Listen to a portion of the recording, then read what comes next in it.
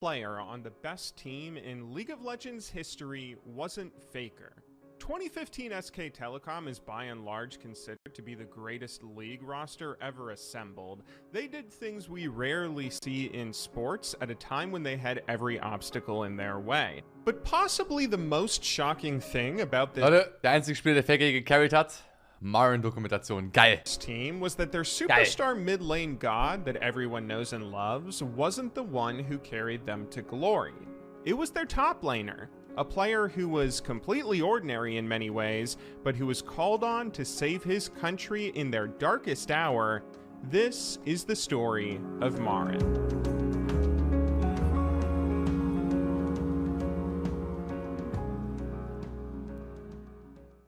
Ja, Leute, für die, die euch schon die Marin nicht kennen, so seit Ewigkeiten bin ich großer Fan dieses Spielers. Seit Ewigkeiten. So sehr sogar, dass irgendein Dude mal mein Wiki eingetragen hat, dass ich Marin idolize. Aber wie gesagt, Marin ist einfach, der Typ ist einfach eine Legende. Und er coacht jetzt in NA. Er war viele Jahre retired, hat geheiratet. So ein recht alter Pro-Player, er ist schon über 30. Das ist nicht so oft der Fall gewesen eigentlich. Das ist ein Coach in Amerika. Der beste Toplaner of all time. Competitive League of Legends scene has always had an interesting relationship with the region of Korea ever since its early formative days. Back in Season 1, there was no official Korean server, which meant any Korean player who wanted to pick up League had to do so with 150 ping playing on the North American servers a hemisphere away. This led to a lot of contempt for Koreans as they quickly became known as untalented one-tricks who could only main cheesy, simple champions like Singed or Shaco. With Korean players, it's really specific because you always have 150 ping, you don't speak English, and you play a lot of Shaco. And that's how you can tell you're playing with a Korean? Yeah. In Season 2, when Korea was finally given its own dedicated server, things were looking up for the region, but many still believed the rest of the world would always prevail against them. Korea was the last of the 5 main regions to be given servers, leading to an infamous comment when the North American AD carry player Doublelift said, and these guys are going to spend every day playing League of Legends. Like, we've already been doing that for like 2 years or like a year or whatever. So like they're going to be a year behind forever. No matter what, like they're going to be a year behind. But by the end of Ja, die Koreaner sind für immer ein Jahr behind, Boys. Ist auch krass in der Zeit, wie krass so allein das Layout oder Overlay von solchen Sachen oder Kameratechnik, es sieht ja alles so scheiße aus, aber so lange ist noch gar nicht her. Erst ein paar Jahre her. Actually, es ist über ein Jahrzehnt her, ich bin so alt. Season 2, Korea had come to dominate the competitive landscape for League, regularly beating the presumptive best teams in the world. Going into the Season 2 World Championship, they were the favorites to take their first title, which got a lot of people rooting against them and cheering on TPA, who managed to just narrowly upset them in grand finals. In many ways, Korea was never given a fair shake in the League of Legends scene. The stereotype of the mythically great Korean gamer led to a sort of judgment from others. Koreans were either not as good as their hype suggested they were, or they were the clear dominant favorites that everyone should root against to cause an upset. People started rooting against them before they even won a single world championship. It wasn't until Seasons 3 and 4 where we would see Korea take home titles with SK Telecom T1K and Samsung Galaxy White winning their first Worlds. Finally, it was no longer just rumblings of how good Koreans theoretically were. Now was the time for them to finally shine in the limelight, but in a cruel twist of fate, this was the moment when it all came crumbling down. At the end of Season 4, in the 2014 off-season, foreign teams from other regions began trying to poach Korean players. As successful as Korean teams had been up until this point, they weren't that financially well off. Korea is still a relatively small country and a small market. When massive superpowers like China and North America came by offering their best stars millions of dollars to play overseas, most local teams couldn't compete. Samsung Galaxy White, who were coming off winning the most recent World Championships, saw each and every one of their players leave to go and play for various Chinese organizations. In fact, if you just look at the top 3 placing teams from Korea's most recent split, of the 15 players on those rosters, 11 of them left to go and play. Das war die verrückte Zeit, der Korean Exodus, wo halt wirklich 2013 Korea beginnt zu gewinnen mit SKT, dann 2014 Samsung Blue, Samsung White, die beiden besten Teams. Samsung White gewinnt Worlds und dann verlassen alle 10 Samsung-Spieler Korea. Und der einzige Superstar-Spieler damals, der noch geblieben ist, war Faker in 2015. Es war der einzige, der quasi die Region noch hochgehalten hat. Und dann die damaligen Spieler, Leute wie Wolf und sowas, haben gesagt, Faker war der eine Grund, warum Korea oder warum League of Legends in Korea groß geblieben ist. Weil er auch geholfen hat, der Szene nicht nur zu helfen im Sinne von Reichweite und Hype und so, sondern auch einfach, weil allein dadurch, dass er in der Liga geblieben ist, die Gehälter für die Spieler okay wurden, beziehungsweise höher gegangen sind. Und Wolf hat davon gesprochen, dass dann die meisten so 2014, 15 und so, die haben irgendwie so 2K, 3K brutto verdient. Ich meine, mittlerweile verdienen da Millionen in Korea, also es ist natürlich ein riesiger Kontrast über die Jahre hinweg. Overseas the following year. This event was later called the Great Korean Exodus and was cruelly ironic. The exact moment when Korea was finally given respect for how talented they were, everyone immediately started taking advantage of them. Heading into 2015, there was serious doubt about how good the region was anymore. Some local teams were able to hold on to a few stars, but the vast majority of their talent left in the Exodus, making them weaker than they had ever been. The only way Korea would still be able to challenge for another world title would be if young, unproven amateurs who weren't good enough to get overseas offers could step up and fill the holes left behind by the old guard. But thankfully, a few players were up to the task.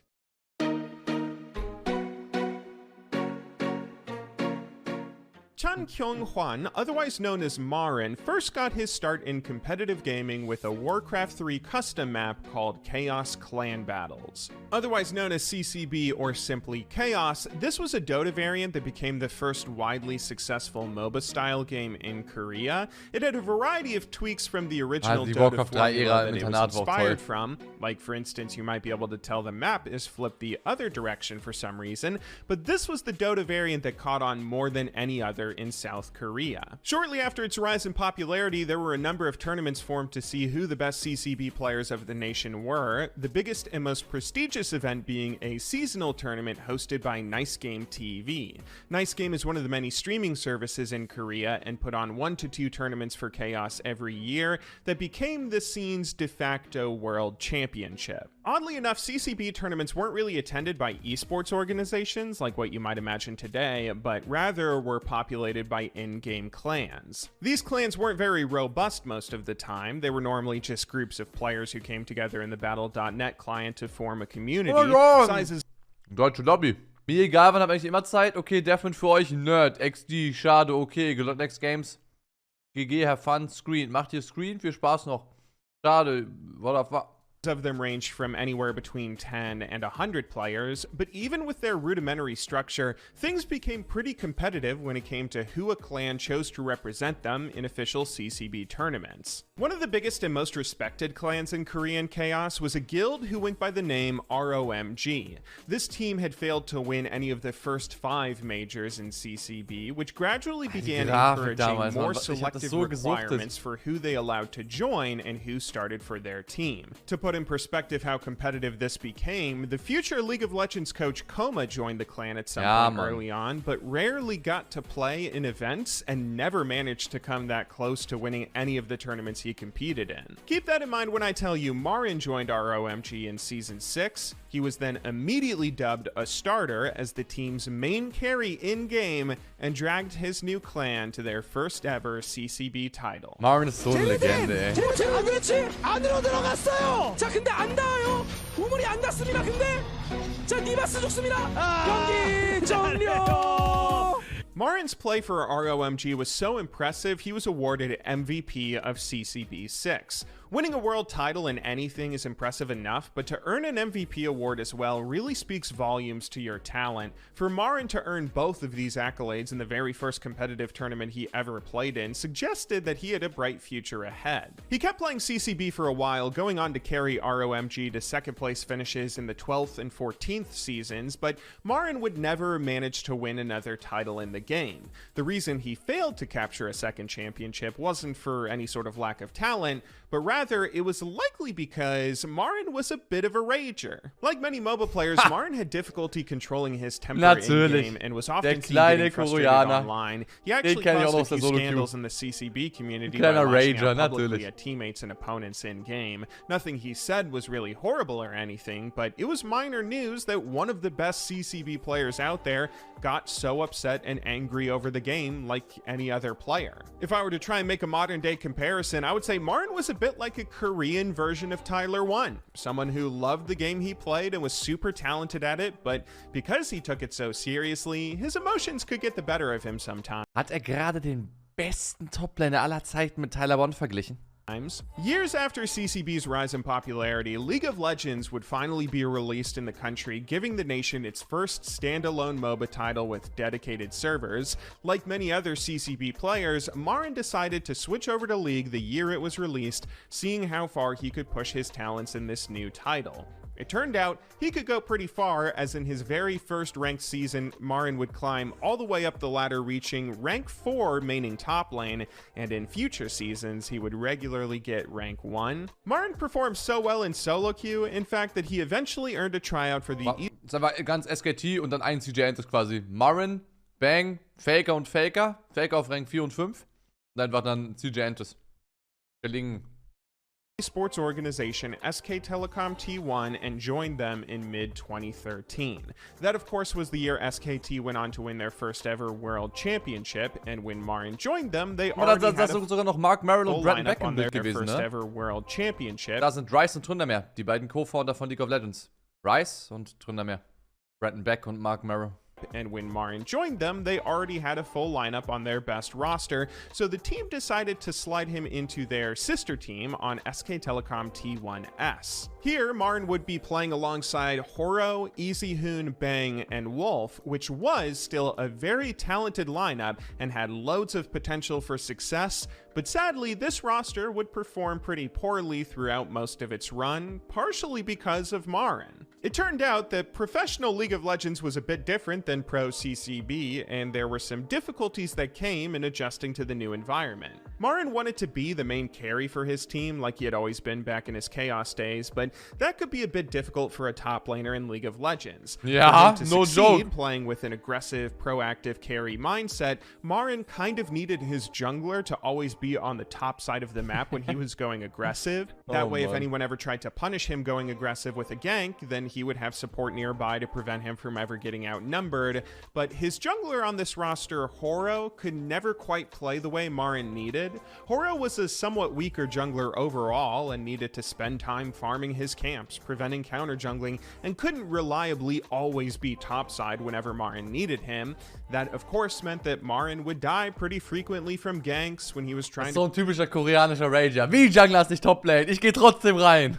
Jetzt in der Marin-Dokumentation sagt natürlich, Horo ist ein schlechterer Jungler, der muss mehr farmen. In der Horo-Dokumentation würde er sagen, Marin ist schlechter Toplaner, der fightet so oft. Like, ja, ne, Perspektive und so, ne? press advantages, getting set behind afterwards, and unable to get back into a game. His talent was still there. We saw flashes of Marin's carry potential frequently and often, but SKT1S could never reliably compete for a title because of some of this instability within the roster. It must have been pretty frustrating, all the talent on this team ending with all these poor placements, but it might have been a blessing in disguise. Right when Marin and T1S were at their lowest was when the Korean exodus happened. That meant that Marin wasn't given a massive offer to play overseas, but impact on SKT's main roster was. As he left to go and play in North America, Marin was promoted to the starting lineup alongside the superstar jungler Bengi and the legendary mid laner Faker. Now, Marin had a whole new level of opportunity ahead of him, and he made the most of it.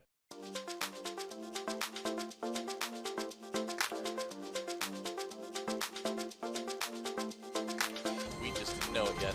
And there you go, 20 That is stack it. Rumble will end this game. Marin Jeez. absolutely dominating on this Rumble pickup. In the 2015 spring pre Ich werde nie in meinem Leben nicht salty sein, dass Marin Renekton genommen hat als Skin statt Rumble. Like, du dummer Idiot. Dein Rumble war so insane. Dein Renekton war auch geil, aber Renekton ist ein scheiß Champ vielleicht mit Rumble. Rumble ist so cool. preseason, SK Telecom crushed everyone they faced, getting first place in the standings. Korean preseasons weren't ever more than just a series of exhibitions, but even so, this SKT roster looked so dominant they might be better than their 2013 World Championship lineup, and a large part of that was because of Marin.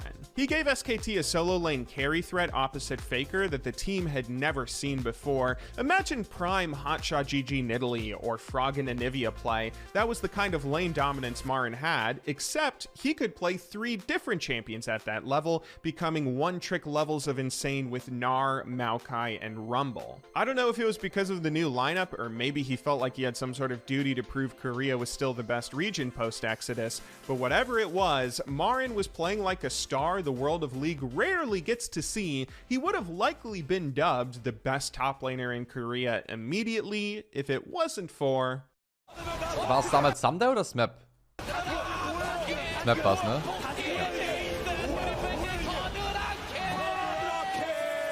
The exact moment Marin got his call up for SKT's main roster, a new top lane force emerged in Korea, Smeb, the leader of the GE Tigers. If you're unfamiliar with Smeb, he's often cited as the greatest top laner of all time. Yeah. The best top laner in the world takes over the team fight, solo winning it for them. As good as SKT were early on in that spring split, they dropped a few sets here and there that might have been because their management began a very weird habit of substituting out their starting lineup to experiment with roster swaps, but even so, a loss is a loss, and SKT did drop a few games on occasion. The GE Tigers, though, looked almost unbeatable by comparison. Every onlooker started getting excited to see when these two teams would meet head-to-head for the first time. The legendary organization of SK Telecom going up against a bunch of new faces ready to topple the old guard. Halfway through the split in Week 6 would be when they first butted heads, and these guys put on a... They have to go for a desperation Baron right here. Faker gonna go ahead and knock her out. Goodbye, Faker. Yeah, not gonna make it through that one. Goodbye, bang. Solar Flare misses. Can he make it as well? Big Gnar ultimate comes in. There goes Marin. After all said and done, the GE Tigers will come out of the first half of the season 7-0. The GE Tigers managed to win 2-1, and in doing so solidified themselves as a new rival to SKT. Marin in particular had a somewhat rough series here going up against Smeb, developing a bit of a personal rivalry against him. Smeb, like Marin, was a carry-oriented top laner with the ability to take over a game all on his own, and when Smeb came out on top in this first head-to-head series, a few people began blaming Marin for the losses. Personally, I think that was come on, du nimmst so einen Reddit-Kommentar mit 2 Upvotes. A bit unfair. Even if Marin made some mistakes here, he was still one of the best players on his team, and I believe that management on SKT knew it. Throughout the split, while SKT made all their weird experimental roster moves, they never once substituted Marin out of a game. He started every single match, likely because the team and its coaches knew how special he was. Maybe it was Koma, who was the head coach of SKT and remembered how great he was from their CCB days together on ROMG, or maybe it was the carry potential that Marin suggested in all the great proactive plays he made, but regardless of the reason, SKT's commitment to this top lane carry would prove to pay dividends almost immediately. Lantern though, so at least no kills handed over. Oh, looks like Marin though catching Duke, got the fear, got the kill. That's just a straight up 1v1 from Marin.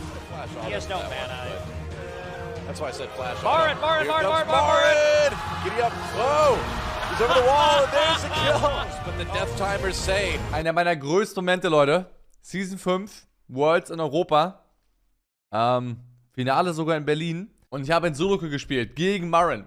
Er auf seinem Nah, ich auf meinem Hekarim. Und ich habe Laning Phase auf die Schnauze bekommen. Aber das Game trotzdem gewonnen. Toplane Impact. That SK Telecom are going to be able to take this game as they take down the second Nexus turret.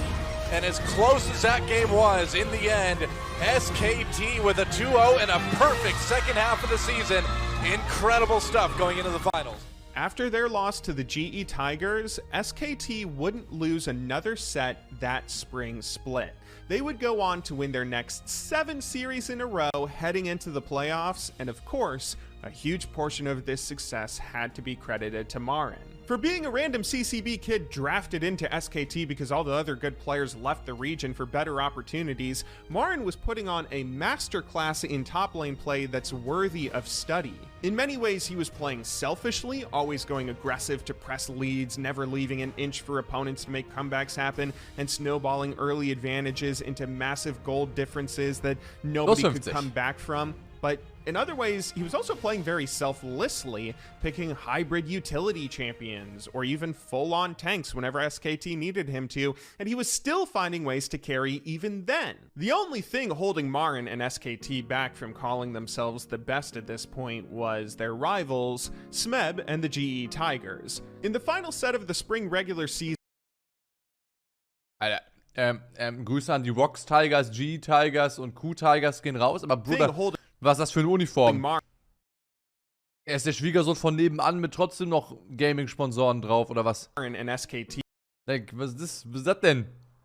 Wie man daran, ist doch voll unentspannt dran zu zocken. Back from calling themselves the best at this point was their rivals, Smeb and the GE Tigers. In the final set of the spring regular season, SKT would go on to beat the GE Tigers 2-0, but this set could be wiped away by Tigers fans as not that big of a deal. GE had done so well up until this point that they had already secured first place in the spring regular season standings, which seeded them directly. Du hast fast das gleiche an. Bro, ich habe einen Rollkragenpullover an. Der Typ hatte gerade Shirt, darüber so ein Etepetete-Pullover, dann eine Schleife, eine Fliege, sorry, eine Schleife, eine Fliege noch dran und fucking Sponsorstuff. Das war überhaupt nicht vergleichbar. Also gar nicht. Into the grand finals of playoffs. Du, das Outfit, das war mal was anderes. Ich sage ja nicht, dass es jetzt hässlich war oder so. Ich sage bloß, dass es wahrscheinlich unentspannt war, darin zu zocken. Es sah halt ein bisschen aus wie so eine japanische Schuluniform.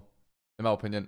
SKT to really reclaim their title as the top team in Korea, they would need to win that schon playoff sehr ähnlich bis auf die Fliege. Wo ist das ähnlich? Der Zweikleidungsstück an, ich habe nur eins an, Mann. Come on, Bro, ist überhaupt nicht ähnlich. Bullshit. I call bullshit. GE. But right before finals began, one of the weirdest managerial decisions we've ever seen came through. The team's ace, Faker, wouldn't start a single match. SKT had complete faith that Marin would be the carry to lead them to a Korean title on his own, and he sure did them proud. Und fairerweise, sie haben Faker rausgesubbt und Marin war der Main Carry. Marin war insane. Aber auch der andere Hauptgrund war einfach, dass Easyhoon der bessere Asir war. So, schlichtweg, also, man musste auch einfach Credit an ihn geben. In der Zeit hat Faker sehr viel Lulu gespielt und so. Es war auch eine supportive Midlane-Zeit. Und Lulu war super gut mit den Toplanern wie Hecarim und Nar und sowas, die Marin ja auch super viel gespielt hat. Und, dann bei World selbst hat er hauptsächlich Faker wieder gespielt und nicht so viel Easyhoon, aber in der Asir-Zeit war Easyhoon einfach besser. Deswegen ist ja auch SKT T1 Asir, ist ja nicht Faker-Skin, das ist Easyhoon-Skin. Und das Wort, den ersten Clip, den wir gucken, Easyhoon auf Asir, wer hätte es gedacht? Und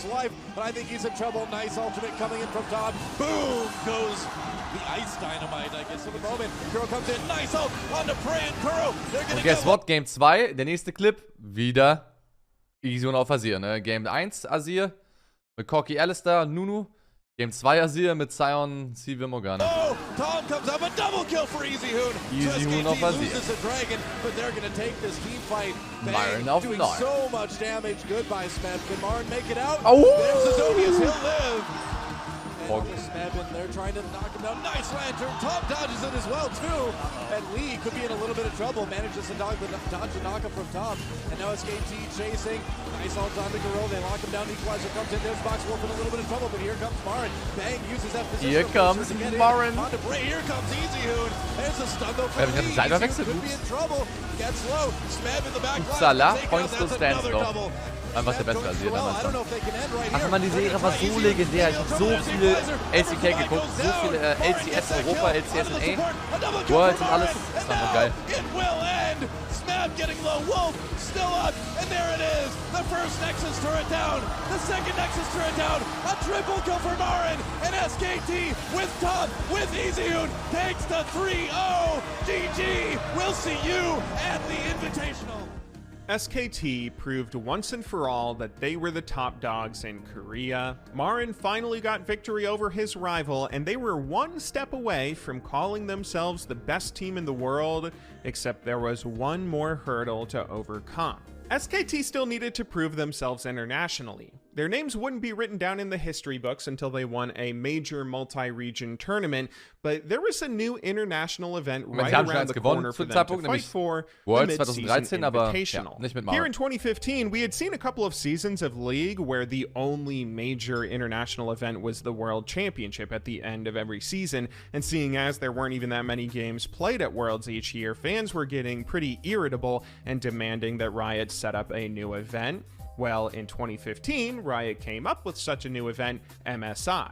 This fresh tournament would feature international competition between the spring split champions from all corners of the globe halfway through every season. Nowadays, MSI is one of the most prestigious events a person can win, but that 2015 event had some extra importance to it. Not only was it the first ever MSI to occur, but it was the first international event after the Korean Exodus. Every main region at MSI actually featured rosters with Korean players who just left during the Exodus, meaning all eyes were on SKT to see if they really were as good as they seemed, or if Korea was just a much weaker region than they had been before. It's gotta be tough to perform when the entire weight of a nation is on your backs, but this SKT roster managed to do exactly that at first. In the group stage. Ernsthaft, Leute, der alte Urgott vom Model her, das ist einfach nur ein Haufen Scheiße. Das ist einfach nur ein Haufen Scheiße. SKT went undefeated in 5 separate best-of-1s, giving them the #1 seed to the small playoff bracket afterward, but it was there that things began to go awry. In semifinals, SK Telecom was pitted up against Fnatic, the champions coming from the EU LCS. Fnatic had a pretty poor group stage, going 2-3 in total, which meant everyone was completely caught off guard when Fnatic won 2 of the first 4 matches of this series, taking SKT to a decisive Game 5. We are going to Game 5! Fnatic take down SKT! It was rough going for a while, but SK Telecom would be able to pull themselves together, take that Game 5, and qualify for Grand Finals.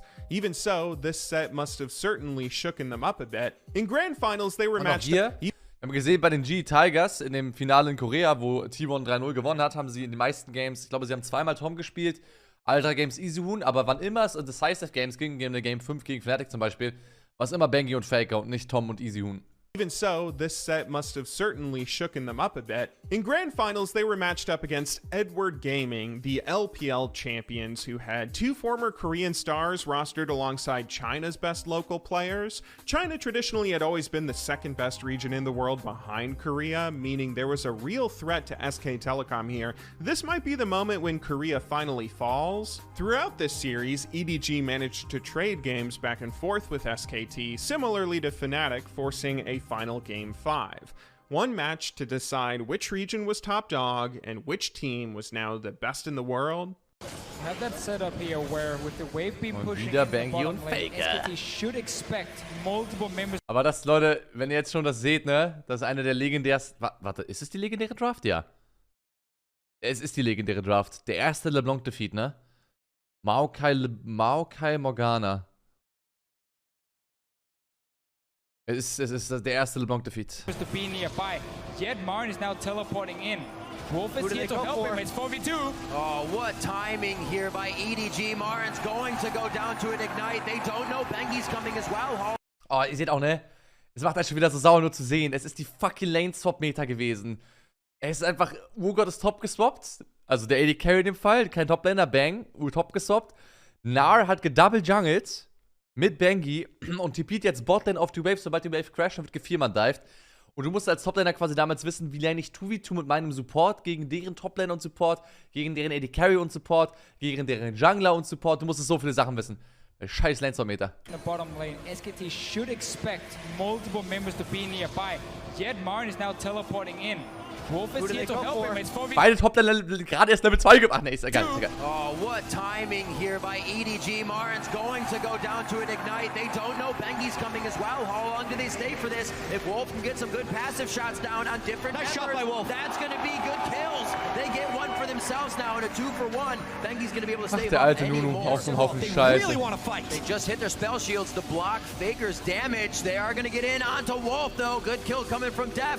They are still following with a bit of on-the-hunt pressure. Righteous Glory just wears off, and they go in. Koro goes right in the middle with Ben from Maelstrom on. That's a huge damage. The Soul Shackle causing SKT to flash out every which way. EDG is all over SKT. Here's the last engage. EDG doesn't even see the turrets. Eyes on SKT.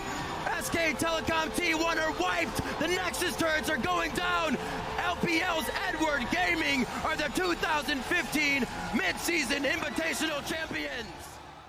Diese Draft war so legendär, weil in allen anderen Games, auch bei MSI, aber auch in dieser Series zwischen EDG und T1, wurde immer LeBlanc gebannt. Und dann in Game 5 haben sie LeBlanc offen gelassen. Faker hat LeBlanc gefirst-pickt und dann wurde Counterpickt mit Morgana und Maokai, weil sie einfach Giga-Hard-Counter waren oder immer noch sind zu LeBlanc. Und zu dem Zeitpunkt, lasst mich nicht lügen, aber Faker, ich glaube, er war 17-0 auf LeBlanc. Das war sein allererster LeBlanc-Defeat. Und ich meine, er hatte 17 Wins davor. Es war komplett crazy, die Zeit. The Nexus turrets are going down. LPL's Edward Gaming are the 2015 Mid-Season Invitational Champions. Now, I can imagine you're probably asking yourself two questions at this point. The first being, what happened at MSI? Don't get me wrong, EDG and Fnatic are talented teams, but how did SKT look so weak against them by comparison? Was Korea really so much weaker post-Exodus? Natürlich. Die beiden besten Teams aus Korea weggegangen. Die 10 besten Spieler sind nach China und NL gegangen. Klar war Korea viel schwächer als davor, natürlich. Samsung White, Samsung Blue komplett weg. They looked so poor, a few onlookers straight up said that Faker should leave and go to China, that Marin and the rest of the team weren't world champion caliber players. Only SK Telecom themselves know exactly what went on at 2015 MSI, what sort of dynamics were at play amongst their team, but I have a hunch of what might have gone down. This was still a pretty new roster at their first ever international event. These players were still human, and Marin in particular was kind of battling the frustration that comes when playing League of Legends. In many ways, Marin is the embodiment of every League player. He loved this game, but I suspect he also hated it. Years later, future teams Marin played with spoke pretty openly about how frustrated he would get in-game. One team even said that they would just ignore any time he died in match, pretending to not notice, while praising him constantly if he ever got a kill. This wasn't because he was a bad player or a toxic guy or anything. He was just someone who put all his emotions into the game, and if a result ended poorly, he would tilt, as we all do. It wouldn't surprise me if SKT broke down a bit at MSI from those early losses against Fnatic. They were still a new lineup playing under a lot of pressure, so I just kind of assumed they were caught off guard by some of this international play, dropping a few matches, and never calming down to collect themselves afterwards. The second question that you're probably asking yourself, though, is how is this roster considered the greatest team of all time? I mentioned at the start of this documentary, 2015 SKT is considered the best, the most dominant team in League of Legends history. How can that be if they choked here? Also honestly, ich bin großer T1-Fan und das sind meine beiden Lieblingsspieler. Mein Lieblingsspieler ist obviously Faker, mein größtes Toplane-Idol und ist Marin. Die beiden Spieler sind auch für, also gerade Marin Idol gewesen für Ewigkeiten. Aber ich würde argue, 2014 Samsung White, kann man schon sagen, war dominanter. Also 5 Games gegen Europa, 5 Games gegen China into Loss. Bei MSI, obviously, war T1 sehr, sehr stark trotzdem. 2015 war ein tolles Jahr, gerade bei Worlds, aber Samsung White war schon nochmal wild. Aber fairerweise, Samsung White hatte kein MSI, ne? Was soll man sagen? Da gab es noch kein MSI bei 14. Sure, they won a Korean title, but they were clearly beatable up until this point. They lost to the GE Tigers before. What is it that made them so special? That's a good question. The answer is what happened next. Bang. It's one of those, ja, bei Worlds wurde gefickt, Alter. LCK Summer und dann Worlds und dann wurde aber am Mittag gefickt, wie ich sagen Marin with a play on the Ixu. Whoa, with the double kill! Marin here. The topside Soul has his ultimate up, but Marin going to get knocked up by Jarvan. They're going head-to-head at the moment. There's the Ignite. He kills Catch. Triforce and then he just played Tricksters out. The 1v2 win. Leute, das war mein allerliebster Lieblingsmeter. Nicht die Broken Echo Fist Zeit mit Sunfire, Iceborne und so weiter, sondern die Fun-Zeit mit Blade of the Ruin King und Triforce, mit dem alten Triforce, was noch gekrittet hat. Und dann, oh, es war so geil. Going to get knocked up so by Jarvan. They're going head-to-head at the moment. There's the Ignite. He kills Catch. And then he just playful Tricksters out. The 1v2 win. Contest the blue buff. Das war stark, aber nicht broken. Ja, die Tankzeit war broken, aber die andere war nicht broken. Had been pulverized, strong unit, and Snowflower knocked up. Here comes Das ist einfach nur stark, aber nicht OP. Deswegen wurde von den Cameron gespielt. There's a nice Marin war so ein geiles Auftritt. Warum hat Marin Renekton genommen, Mann? Hätte Rumble nehmen müssen, der Versager. Oh Mann, ey. Marin just having an amazing game. No kidding, 8-0 and 2. 8-0 and 2 already on this Rumble. Going to be the end of this game at sub 30 minutes. A dominating win by SK Telecom T1 in game 2. Bang showing up on the vein, but holy hell, Marin looks good. A 2-0 for SK Telecom, and that's going to be a quick one in favor of SK Telecom. Also es bringt so gar nicht die Stats zu zeigen, weil wir sollen die lesen, aber die Aussage ist basically, T1 war sehr stark und Marin war ein Smurf. 2-0. They extend their game win streak to 17. They extend their best of 3 win streak to a shocking 20 here. I mean, SKT, the level to which they are playing League of Legends these days is absolutely mind-boggling. Wolf. This is why these guys are on top of the league. They are going to exit the regular season with only 1 match loss. Impressive stuff from SK Telecom as usual. GG. SK Telecom T1 went on to finish the Champions Summer season getting first place with a near-perfect record of 17 wins and 1 loss. In hindsight, we now know this was at a time when Korea featured many of its biggest stars and best players. There were a lot of hidden gems on teams here who slipped through the exodus that would go on to become legends of the game in their own right. KT Rolster was putting together one of the best rosters that organization ever had. Legends like Mad Life on CJ Entus were still fighting for wins. Na Jin, Samsung Galaxy, and Jin Air still all had plenty of talented stars. Honestly, Korea ist aber eine fucking gigakrasse Region. Bei jedem Lineup guckst du einfach rauf und einige der Namen sind einfach Giga-Legenden. OHQ und Duke, Peanut, gar nicht erst, oh mein Gott, und wir haben hier QW, wir haben hier Captain Jack, das ist einfach verrückt. Korea ist schon einfach, ist einfach Faker, ne, was soll man sagen? Putting up a fight in their own right, and of course Smeb and company, now rebranded as the Ku Tigers, were one of the biggest and best teams that Korea ever saw. That was the competition SK Telecom had to play against, and they had a near-perfect split doing so. Marin in particular was astounding for his team. He beat everyone he went up Leute, seht ihr das?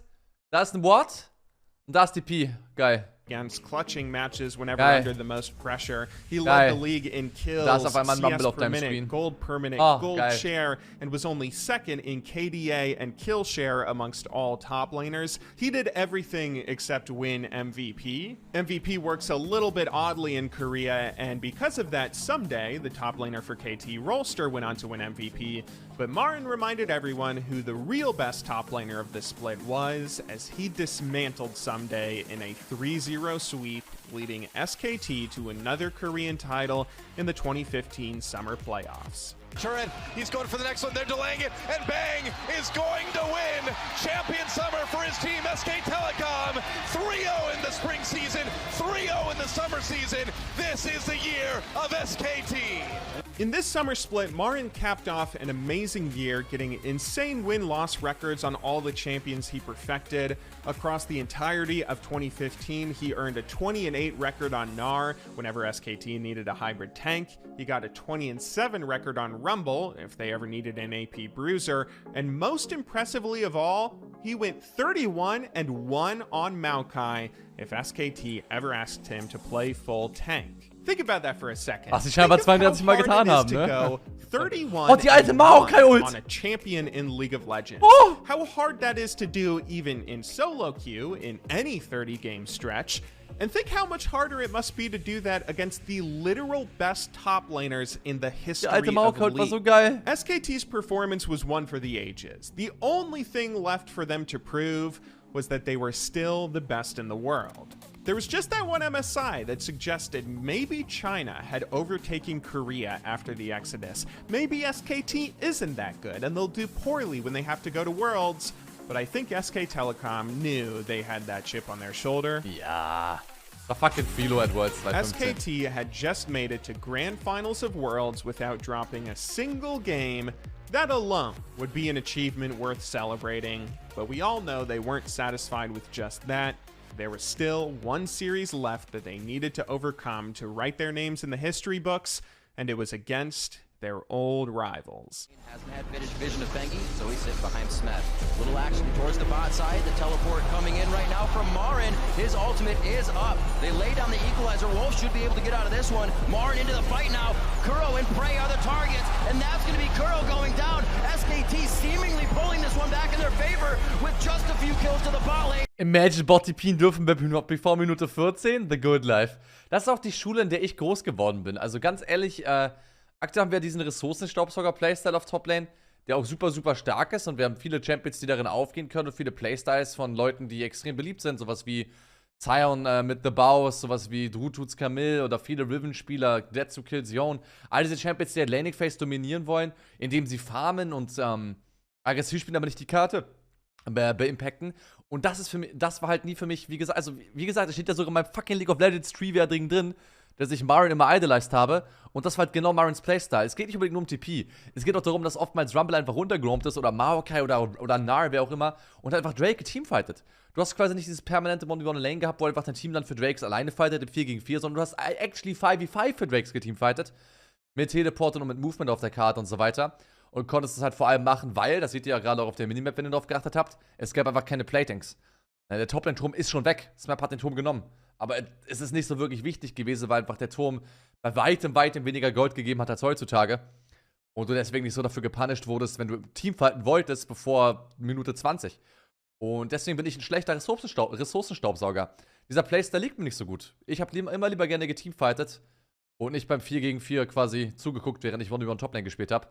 Aber dieser Playstyle, der wird immer unbeliebter. Und die großen Influencer von heutzutage spielen den nicht gerne. Wie gesagt, diese gerade Streamer, die ich gerade genannt habe, sind ja alle größer und erfolgreicher als ich zum Beispiel. Und die lieben halt ihre Champions, ihre One-Tricks, ihre Farm-Methoden und so weiter.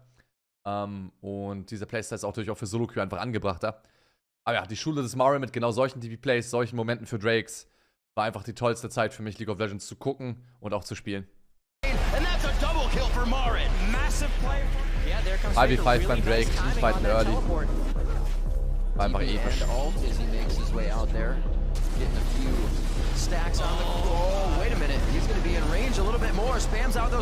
Der Rise war so broke.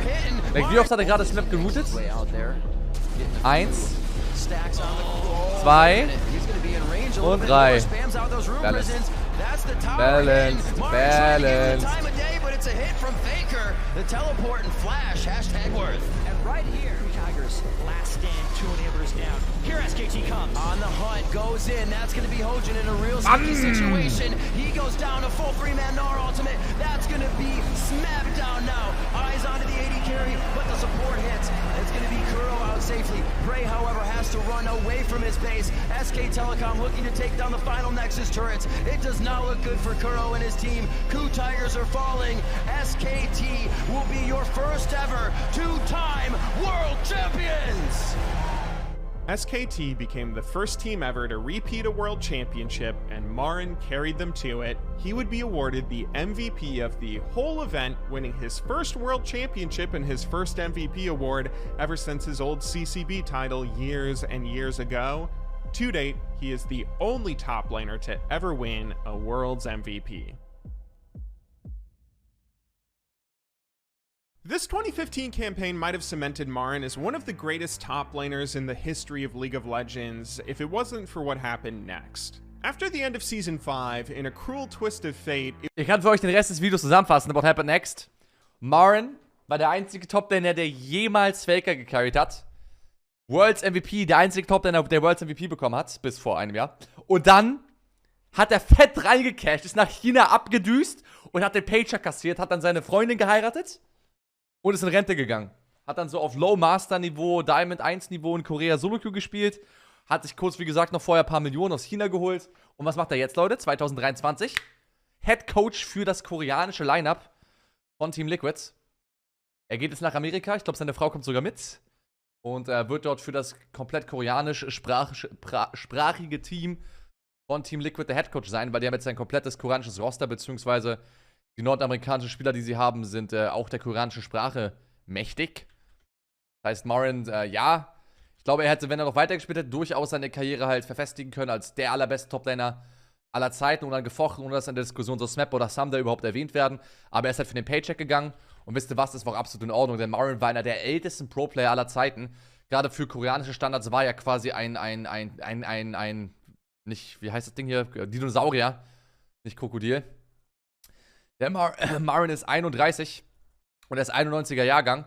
Und die meisten Koreaner waren halt so, also ich glaube Faker 96er Jahrgang.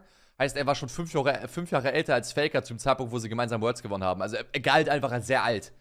Also er hat sich dann fett Paycheck gegönnt, ist ab nach China gegangen, zu LGD Gaming, Peng, kurz 1 Million oder 2 kassiert. Und ja, dann war basically seine Karriere zum großen Teil eigentlich zu Ende danach. Aber ja, das war die Reportage über Marin, mein Vorbild Toplaner of all time. Der beste Toplaner of all time aus meiner Sicht, gerade 2015 Marin.